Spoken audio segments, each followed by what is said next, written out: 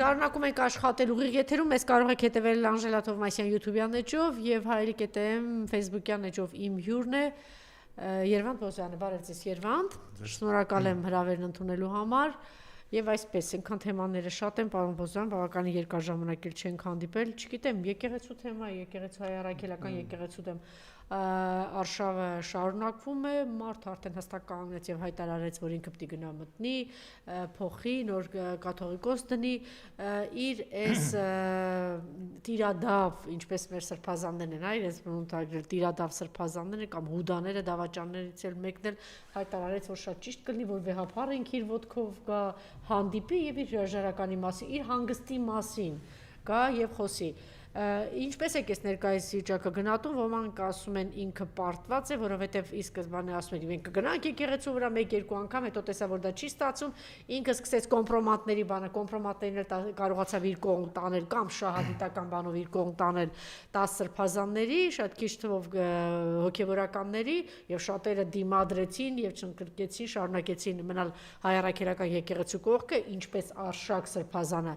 այդպես պահեց իրեն եւ բայց հիմա ինքը գնաց որ հիմա սկսել է կալանավորել եւ ահաբեկչությունը շարունակում է հիմա ինչ ճանապարհ է գտել ներսից փորձում է քանդել եւ ուր է հասնելու եւ արդյոք դիմադրություն կա եւ ինչու է այդքան ինքնավստահ որ միջև ամանոր ինքը վեհապար հորը կարողանալու է հեռացնել գրավելով մայր տաճարը խնդրեմ տեսեք ուրեմն այս եկեղեցու դեմ համապարփ ամբողջական հետևողական արշավը սկսվեց այս տարվա մայիս ամսվանից հիշում եք որ ագրարումներ արեց Նիկոլ Փաշինյանը, իր կինը գրավում արեց այս տարվա մայիսից։ Ինչու՞։ Տեսեք, եթե դուք հիշում եք, եկեղեցին դեռ 2020 թվականից հետո արդեն վեհապարը պահանջում էր Նիկոլ Փաշինյանի հրաժարականը, բայց առանձնապես եկեղեցու դեմ որևէ ինչ-որ արշավ չէր գնում այն ժամանակ։ Ավելին կարող եմ ասել, նույն Միքայել Սրբազանը, երբ որ իրան հիմա մեղադրանքի ինչի վրա է, որ ինքը իբր թե կոչ է արել, որպեսզի, չգիտեմ, պետական հողաշրջում լինի բան, չէ՞։ Տեսեք, 2024 թվականի փետրվարին, երբ որ ինքը հարցազրույցի ժամանակ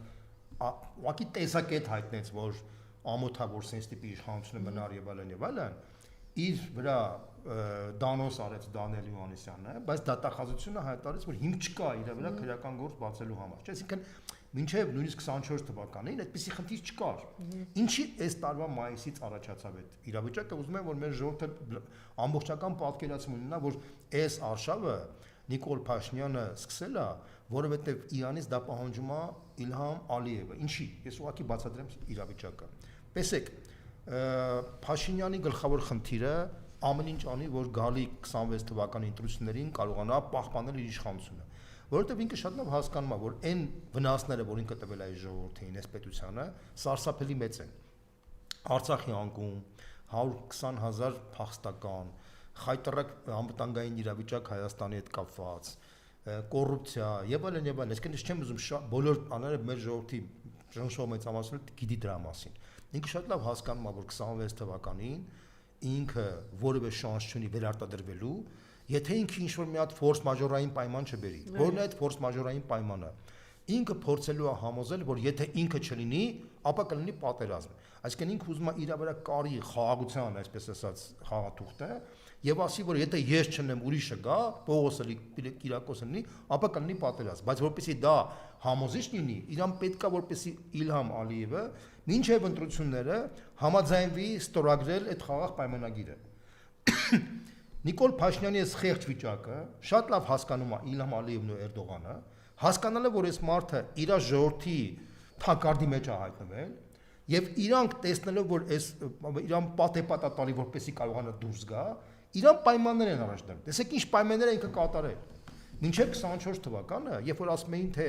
օրինակ Մինսկի խումբը պետք է լուծարվի, իշխանությունը ասում էր ինչ Մինսկի խումբ լուծարել, բանեվալեն, հիշում եք այդ պատմությունը։ Ինքը համաձայնվեց Մինսկի խումբը լուծարեց եւ Լեռնային Ղարաբաղի խնդիրը քաղաքական իմաստով փակվեց։ Այս տարվա սեպտեմբերի 1-ին պաշտոնապես փակվեց, դեկտեմբերին էլ կնիքը դրվեց, որ չլինի։ Այսինքն դա ֆանտաստիկ մեծ զիջում էր Նիկոլ Փաշինյանի կողմից, ընդ որում չհարցրեց մեր ժողովրդին, հասարակությանը բանը։ Ինքը փակեց այդ խնդիրը եւ դա հսկայական նվեր էր, բայց դա քիչ էր։ Հետո հիշում եք, եթե մինչև այդ ասում էին, որ սահմանադրության փոփոխության կարիք չկա, չէ՞, դիմադրում էին իշխանությունները։ Համաձայնվեց, ինքը հայտարարեց, որ այո, մենք պետք է փոխենք սահմանադրությունը եւ նույնիսկ հայտարարեց, որ մենք պետք է հրճակենք 4-րդ հանրապետություն։ Այդ 4-րդ հանրապետությունը դա Իլհամ Ալիևի պահանջներ, որը ինքը կատարում է։ Հաջորդը ասեմ ձեզ։ Ուրեմն բանը Իլհամ Ալիևը արդեն հայտարարում է, որ 300,000 ադրբեջանցի պետք է վերադառնան Հայաստան։ Նիկոլ Փաշինյանը դրա էլ է համաձայնվել։ Շատերը չեն հասկանում եւ չգիտեն դրա մասին։ Ես ուղղակի փաստը բերեմ, թե ինչա տենց։ Ուրեմն այս տարվա մայիսին Անկարայում լինում է համաժողով, արևմտյան, այսպես կոչված արևմտյան ադրբեջանցիների համաժողով, որտեղ Ալիևը, այսպես ասած, ուղերձ է ուղարկում այդ համաժողովին,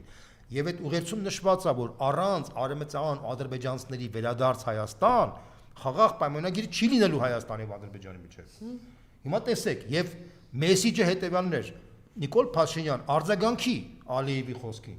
Ինչ անում Նիկոլ Փաշինյանը։ Ալեն Սիմոնյանի շուրթերով խոստովանում է, Ալեն Սիմոնյանը ինտերվյու է տալիս, ասում է, այո, եթե խաղաղ պայմանագիրը կնքվի, ադրբեջանցիները իրավունք ունեն վերադառնալ Հայաստան։ Բառացի եմ ասում, ձեզ որ դուք իմանաք դրա մասին։ Հաջորդը, բայց որպեսզի երբ որ ադրբեջանցիները պետք է վերադառնան Հայաստան արդեն, ուրեմն դա պետք է լինի հոգևոր մի հատ խորհուրդ ստեղծի, որ պետք է սպասարկի հոգևոր կարիքները, չէ՞, ադրբեջանցիների։ Եվ այդ ժամանակ արդեն Փաշազադեն այս տարվա մայիսին հայտարարեց, որ ինքը ստեղծում է արևմտյան Ադրբեջանի հոգևոր խորհուրդ, այսինքն այն ադրբեջանցիները, որ պետք է վերադառնան Հայաստան, այդ ադրբեջանցիների կրոնական կարիքները պետք է բավարարեն ադրբեջանական հոգևոր խորհուրդը։ Դա էլ է ստեղծված արդեն, ասեմ դες իմանաք ժողովուրդ։ Ես չգիտեմ, դրա մասին չգիտեն, չեն ասում կամ չգիտեմ, ես ուղղակի ինֆորմացիաներ եմ ասում, որ դուք պատկերացնեք։ Հիմա հաջորդը, քանի որ իրանք տեսել են, որ Նիկոլ Փաշինյանը գործադիր իշխանությունը իր տակ է վերցրել, օրենսդիր իշխանությունը տակ է վերցրել, դատական համակարգը տակ է վերցրել, բոլոր տիպի համակարգերը պետությունը իր տակ է վերցրած, իրանք էլ Նիկոլ Փաշինյանն իր տակ վերցրած։ Միակ կառույցը, որը մնացել է Նիկոլ Փաշինյանի ազդեցությունից դուրս, դա հայ առաքելական եկեղեցին է։ Եվ ինչ են ասում, քանի որ ընդունված չի, որ դրսի գործիչները, աշխարհի գործիչները մեղադրեն կրոնական գործիչներին, Իլհամ Ալիևը Փաշազադեի շուրթերով մեղադրանք է ներկայացնում հայ առաքելական եկեղեցում։ Փաշազադեն հայտարարում է հետևյալը, մայիսին հայտարարում է հետևյալը, որ ուրեմն հայ առաքելական եկեղեցին գլխավոր խոչընդոտն է Հայաստանի եւ Ադրբեջանի միջեւ խաղաղ պայմանագիր կնքելու համար։ Դա պայման է։ Եվ այդ պայմանը Ալիևը իր խողովակներով Փաշինյանին հայտարարում է, մենք այդ պայմանը դնում ենք, դու պետք է պայմանը կատարես։ Ինչ անշնորհքում պայման կատարել։ Պետք է կազմակերպես այդ եկեղեցին, փոխես եկեղեցու կազմը, եւ այդ եկեղեցին պետք է արդեն հայտարարի, որ ինքը ուրախությամբ պետք է ընդունի ադրբեջանցիներին դեպի Հայաստան, պետք է խաղաղություն լինի եւ այդ ադրբեջանցիները պետք է գան Հայաստան եւ հայ առաքելական եկեղեցին պետք է դառնա հայաստանյան կառույց։ Ոչ թե համաշխարհային հայության կառույց։ Ինչ են դա ասում, որտեվ ասում են Սփյուռքը, քանի որ դուրս է եկել ցեղասպանության արդյունքում, իրանց մեջ հակաթրկությունը դրած է, իրանք խանգարում են, որ Հայաստանի եւ Ադրբեջանի եւ Թուրքիայի խաղաղությունը հաստատվի, դրա համար հայ առաքելական եկեղեցին պետք է լինի ոչ թե Սփյուռ կառույց, այլ հայկական հայաստանյան կառույց։ Այդ պայմանները դրել են արդեն Նիկոլ Փաշինյանի առաջ։ Նիկոլ Փաշինյանը սաղ պայմանները չի ասում, որ ինքը խորամանկ մի հատ քայլ արել, որպեսզի կարողանա այս պայմանները լուծի։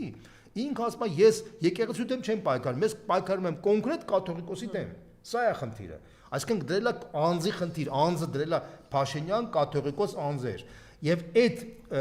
բանի մեջ